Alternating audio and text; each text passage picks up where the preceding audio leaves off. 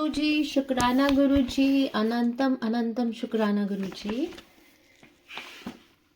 शिव नाम जप तथा भस्म धारण की महिमा, त्रिपुंड के देवता और स्थान आदि का प्रतिपादन। ऋषि बोले, महाभाग व्यास शिष्य सूत जी, आपको नमस्कार है। अब आप उस परम उत्तम भस्म महात्मय का ही वर्णन कीजिए। भस्म महात्मय, रुद्राक्ष महात्मय तथा उत्तम नाम महात्मय, इन तीनों का परम प्रसन्नता पूर्वक प्रतिपादन कीजिए और हमारे हृदय को आनंद दीजिए। सूत जी ने कहा, महर्षियों, आपने बहुत उत्तम बात पूछी है। यह समस्त लोगों के लिए हितकारक विषय है। जो लोग भगवान शिव की उपासना करते हैं वे धन्य हैं, कृतार्थ हैं, उनका देह धारण सफल है तथा उनके समस्त कुल का उद्धार हो गया। जिनके मुख में भगवान शिव का नाम है, जो अपने मुख से सदा शिव और शिव इत्यादि नामों का उच्चारण करते रहते हैं, पाप उनका उसी तरह स्पर्श नहीं करते जैसा खदिर वृक्ष के अंगार को छूने का साहस कोई भी प्राणी नहीं कर सकते। हे श्री शिव, आपको नमस्कार है। श्री शिवाय नमस्तभ्यम। ऐसी बात जब मुंह से निकलती है तब वह मुख समस्त पापों का विनाश करने वाला पावन तीर्थ बन जाता है।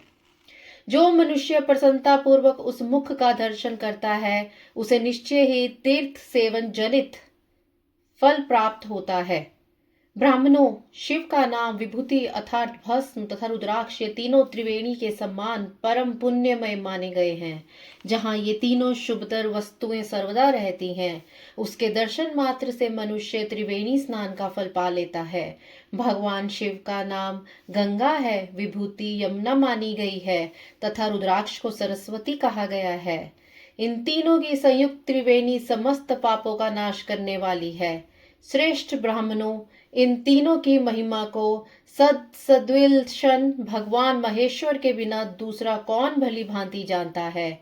इस ब्रह्मांड में जो कुछ है वह सब तो केवल महेश्वर ही जानते हैं।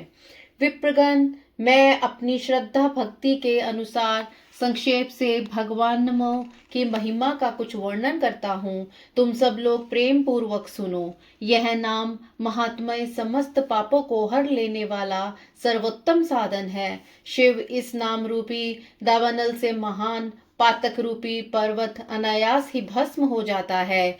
यह सत्य है, सत्य है, सत्य है, इसमें संशय नहीं है। शौनक, पाप मूलक जो नाना प्रकार के दुख हैं, वे एकमात्र शिव नाम अर्थात भगवान नाम से ही नष्ट होने वाले हैं। दूसरे साधनों से संपूर्ण यत्न करने पर भी पूर्णतः नष्ट नहीं होते हैं। जो मनुष्य इस भूतल पर सदा भगवान शिव के नामों में शिव नामों के जप में ही लगा हुआ है, वह वेदों का ज्ञाता है, वह पुण्यात्मा है, वह धन्यवाद का पात्र है तथा वह विद्वान माना गया है। मुने, जिनका शिव नाम जप में विश्वास है, उनके द्वारा आचरित नाना प्रकार के धर्म तत्काल फल देने के लिए उत्सुक हो जाते हैं। महर्षि, भगवान शिव के नाम से जितने पाप नष्ट होते हैं, उतने पाप मनुष्य इस भूतल पर नहीं कर सकते। जो शिव नाम रूपी नौका पर आरूढ़ हो संसार रूपी समुद्र को पार करते हैं, उनके जन्म मरण रूप संसार के मूलभूत वे सारे पाप निश्चय ही नष्ट हो जाते हैं। महामुने, संसार के मूलभूत पातक रूपी पादपों का शिव नाम रूपी कुठार से निश्चय ही नाश हो जाता है। जो पाप रूपी दावानल से पीड़ित हैं, उन्हें शिव नाम रूपी अमृत का पान करना चाहिए। पापों के दावानल से दग्ध होने वाले लोगों को उस शिव नामामृत के बिना शांति नहीं मिल सकती। जो शिव नाम रूपी सुधा की वृष्टि जनित धारा में गोते लगा रहे हैं, वे संसार रूपी दावानल के बीच में खड़े होने पर भी कदापि शोक के भागी नहीं होते। जिन महात्माओं के मन में शिव नाम के प्रति बड़ी भारी भक्ति है, ऐसे लोगों की सहसा और सर्वथा मुक्ति होती है। मुनीश्वर, जिसने अनेक जन्मों तक तपस्या की है, उसी की शिव नाम के प्रति भक्ति होती है, जो समस्त पापों का नाश करने वाली है। भवन्ति विविधा धर्मस्तेषां सद्य फलोन्मुखा येषां भवति विश्वासः शिव नाम जपे मुनः पातकानि विनश्यन्ति यावन्ति शिव नामतः भुवि तावन्ति पापानि क्रियन्ते न नरः मुनः। जिसके मन में भगवान शिव के नाम के प्रति कभी खंडित ना होने वाली असाधारण भक्ति प्रकट हुई हो, उसके लिए मोक्ष सुलभ है, यह मेरा मत है। जो अनेक पाप करके भी भगवान शिव के नाम जप में आदर पूर्वक लग गया है, वह समस्त पापों से मुक्त हो जाता है, इसमें संशय नहीं है। जैसे वन में दावानल से दग्ध हुए वृक्ष भस्म हो जाते हैं, उसी प्रकार शिव नाम रूपी दावानल से दग्ध होकर उस समय तक के सारे पाप भस्म हो जाते हैं। माफ करना गुरुजी। शौनक, जिसके अंग नित्य भस्म लगाने से पवित्र हो गए हैं तथा जो शिव नाम जप का आदर करने लगा है, वह घोर संसार सागर को भी पार कर लेता है। संपूर्ण वेदों का अवलोकन करके पूर्ववर्ती महर्षियों ने यही निश्चित किया है कि भगवान शिव के नाम का जप संसार सागर को पार करने के लिए सर्वोत्तम उपाय है।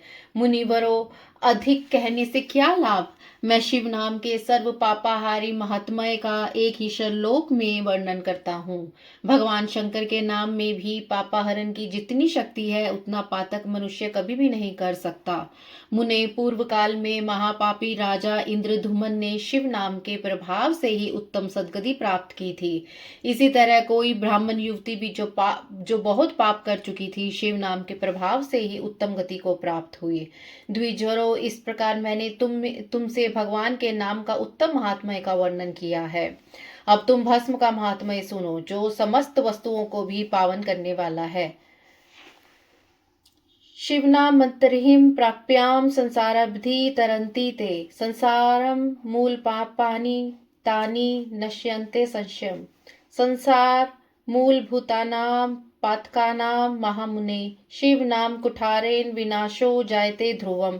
शिव नाममृतं पेयं पापदा धमनल लिद्धतेः पाप दवग्निहित पापतानां शास्तेस्तेन विना नहि।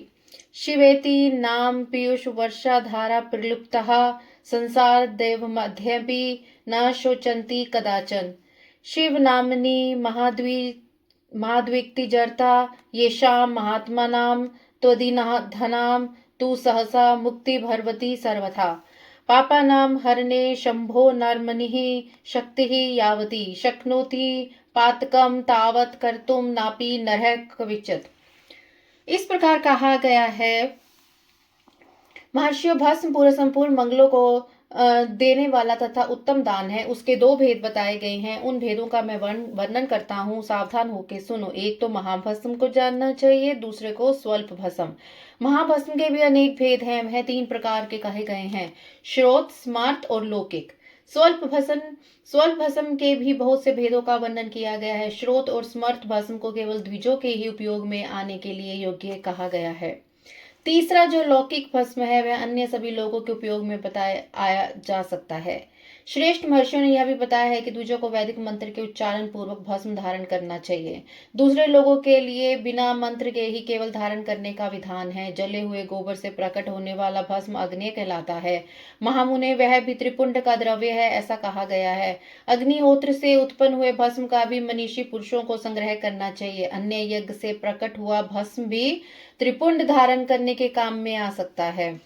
जवालोपनिषद में आए हुए अग्निः इत्यादि 7 मंत्रों द्वारा जल मिश्रित भस्म से धूलन अर्थात विभिन्न अंगों में मर्दन या लेपन करना चाहिए। महर्षि जाबली ने सभी वर्णों और आश्रमों के लिए मंत्र से या बिना मंत्र के भी आदर पूर्वक भस्म से त्रिपुंड लगाने की आवश्यकता बताई है। समस्त अंगों में सजल भस्म को मलना अथवा विभिन्न अंगों में तिरछा त्रिपुंड लगाना, इन कार्यों को मोक्षार्थी पुरुष प्रमाद से भी ना छोड़े, ऐसा श्रुति का आदेश है। भगवान शिव और विष्णु ने भी तिर्यक त्रिपुंड धारण किया है। अन्य देवी देवताओं सहित अर्थात देवियों सहित भगवती उमा और लक्ष्मी देवी ने भी वाणी द्वारा उसकी प्रशंसा की है। ब्राह्मणों, क्षत्रियों, वैश्यों, शूद्रों, वर्ण संकरों तथा जाति भ्रष्ट पुरुषों ने भी उद्धूलन एवं त्रिपुंड के रूप में भस्म धारण किया है।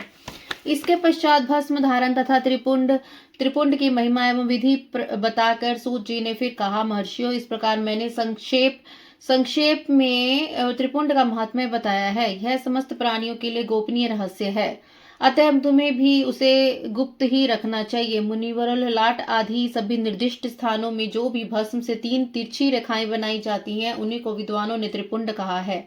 भौहों के मध्य भाग से लेकर जहां तक भौहों का अंत है, उतना बड़ा त्रिपुंड ललाट में धारण करना चाहिए। मध्यमा और अनामिका उंगली से 2 रेखाएं करके बीच में अंगुष्ठ द्वारा प्रतिलोम भाव से की गई रेखा त्रिपुंड कहलाती है। अथवा बीच की तीनों उंगलियों से भस्म लेकर यत्न पूर्वक भक्ति भाव से ललाट में त्रिपुंड धारण करे। त्रिपुंड अत्यंत उत्तम तथा भोग और मोक्ष को देने वाला है।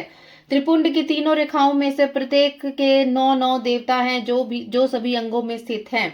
मैं उनका परिचय देता हूँ, सावधान होकर सुनो। मुनिवरों, प्रणव का प्रथम अक्षर अकार, गार्हपत्य, अग्नि, पृथ्वी, धर्म, रजोगुण, ऋग्वेद, क्रियाशक्ति, प्रातःसवन तथा महादेव त्रिपुंड की प्रथम रेखा के 9 देवता हैं। यह बात शिव दीक्षा परायण पुरुषों को अच्छी तरह से समझ लेनी चाहिए।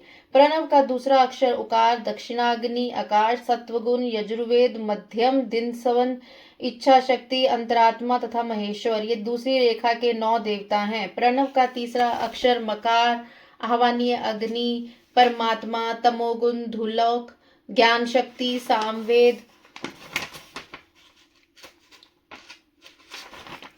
तृतीय सेवन तथा शिव ये तीसरी रेखा के 9 देवता हैं। इस प्रकार स्थान देवताओं को उत्तम भक्ति भाव से नित्य नमस्कार करके स्नान आदि से शुद्ध हुआ पुरुष यदि त्रिपुंड धारण करे तो भोग और मोक्ष को भी प्राप्त कर लेता है। मुनीश्वर, ये संपूर्ण अंगों में स्थान देवता बताए गए हैं। अब उनके स्थान संबंधित स्थान बताता हूँ, भक्ति पूर्वक सुनो। 32, 16, 8 अथवा 5 स्थानों में त्रिपुंडिका न्यास करें। मस्तक, ललाट, दोनों कान, दोनों नेत्र, दोनों नासिका, मुख, कंठ, दोनों हाथों, दोनों कोहनी, दोनों कलाई, हृदय, दोनों पार्श्व भाग, नाभि, दोनों अंडकोश, दोनों अरु, दोनों गुल्फ, दोनों घुटने, दोनों पिंडली और दोनों पैर ये 32 उत्तम स्थान हैं। इनमें क्रमशः अग्नि, जल, पृथ्वी, वायु, 10 दिक् प्रदेश, 10 दिक्पाल तथा 8 वसुओं का निवास है। धर, ध्रुव, सोम, आप, अनिल, अनल, प्रत्युष और प्रभास ये 8 वसु कहे गए हैं। इन सब का नाम मात्र लेकर इनके स्थानों में विद्वान पुरुष त्रिपुंड धारण करे अथवा एकाग्रचित हो 16 स्थान में ही त्रिपुंड धारण करे। मस्तक, ललाट, कंठ, दोनों कंधों, दोनों भुजाओं, दोनों कोहनियों तथा दोनों कलाइयों में, हृदय में, नाभि में, दोनों पसलियों में तथा पृष्ठ भाग में त्रिपुंड लगाकर वहां दोनों अश्विनी कुमारों का शिव, शक्ति, रुद्र, ईश तथा नारद का और वामा आदि 9 शक्तियों का पूजन करें। ये सब मिलकर 16 देवता हैं। अश्विनी कुमार 2 कहे गए हैं, नसत्य और दस्त्र। अथवा मस्तक, केश, दोनों कान, मुख, दोनों भुजा, हृदय, नाभि, दोनों अरु, दोनों जानू, दोनों पैर और पृष्ठ भाग इन 16 स्थानों में 16 त्रिपुंड का न्यास करें। मस्तक में शिव, केश में चंद्रमा, दोनों कानों में रुद्र और ब्रह्मा, मुख में विघ्नराज गणेश, दोनों भुजाओं में विष्णु और लक्ष्मी, हृदय में शंभु, नाभि में प्रजापति, दोनों उरुओं में नाग और नाग कन्याएं, दोनों घुटनों में ऋषि कन्याएं, दोनों पैरों में समुद्र तथा विशाल पृष्ठ भाग में संपूर्ण तीर्थ देवता रूप से ही विराजमान है। इस प्रकार 16 स्थानों का परिचय दिया गया है। अब 8 स्थान बताए गए हैं। गुह्यस्थान, ललाट, परम उत्तम, कर्ण युगल, दोनों कंधे, हृदय और नाभि ये 8 स्थान हैं। इनमें ब्रह्मा तथा सप्तऋषि 8 देवता बताए गए हैं। मुनीश्वरों, भस्म के स्थान को जानने वाले विद्वानों ने इस तरह 8 स्थानों का परिचय दिया है। अथवा मस्तक, दोनों भुजाएं, हृदय और नाभि इन 5 स्थानों को भस्म वेता पुरुषों ने भस्म धारण करने के योग्य बताया है। यथासंभव देश, काल आदि की अपेक्षा रखते हुए उद्दूलन भस्म को अभिमंत्रित करना और जल में मिलाना आदि कार्य करें। यदि उद्दीलन में भी असमर्थ हो तो त्रिपुंड आदि लगाएं। त्रिनेत्रधारी, तीनों गुणों के आधार तथा तीनों देवताओं के जनक भगवान शिव का स्मरण करते हुए नमः शिवाय कहकर ललाट में त्रिपुंड लगाएं। ईशाभ्याम नमः ऐसा कहकर दोनों पार्श्व भागों में त्रिपुंड धारण करें। बीजाभ्याम नमः यह बोलकर दोनों कलाइयों में भस्म धारण करें। पितराभ्याम नमः कहकर नीचे के अंग में, उमेशाभ्याम नमः कहकर ऊपर के अंग में तथा भीमाय नमः कहकर पीठ में और सिर के पिछले भाग में त्रिपुंड लगाना चाहिए।